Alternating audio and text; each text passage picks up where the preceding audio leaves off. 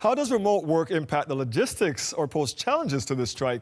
Let's bring in Sundeep Gokhale. He is a labor and employment lawyer and a partner at Sherrard Cutts LLP. He joins us from Toronto tonight. So what do you make of this? You know, the key issues the union is bringing up in negotiations like wages and remote work, which is something new.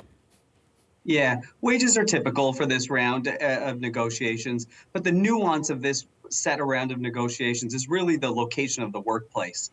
And that's something that the federal government has never had to deal with, rightfully so. You know, it's just coming out of the pandemic and how members, got used to, a flexible work environment.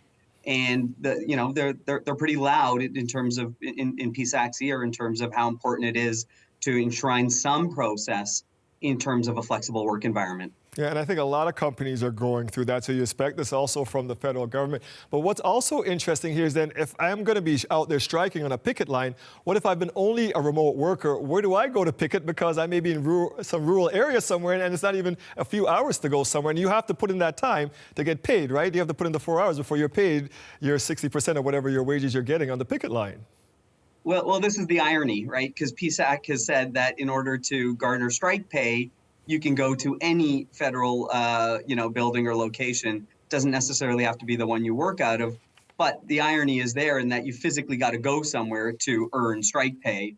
And I think that's what the federal government is largely saying is the location of the workplace is an important component of what the employer ultimately decides. Yeah, it's interesting when you look at that interplay here. Oftentimes going on strike is a last resort in negotiations. So what are some of the potential consequences that federal workers could face if a deal isn't reached and they do have to go out on job action?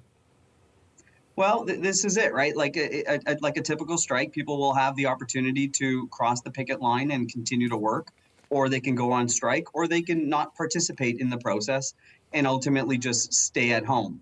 Those are really the largest options for, the 100,000 person workforce. Mm-hmm. And, those are discussions that are taking place across, at their dinner tables right now in terms of what do they ultimately do moving forward if a strike is to actually commence. Yeah, and if you don't go on that line, you're not going to get paid. So what are you going to be watching for as we creep closer to this deadline that's now less than an hour away? Well, I mean, the public comments are all positive, and I think we've seen movement on both sides in terms of trying to get to a resolution, which is positive. So it's not like one of those situations where discussions have shut down and, there's no more room for bargaining.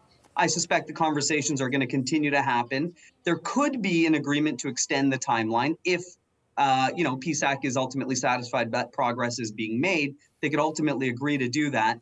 But we're all in a bit of a wait and see right now as we, wait for that 9:15 press conference. Yeah, not much longer to wait. That is Sundeep Gokhale. He's a labor and employment lawyer and partner at Sherrard Cutts LLP, and we appreciate your time tonight. Thank you, sir. Thank you for having me.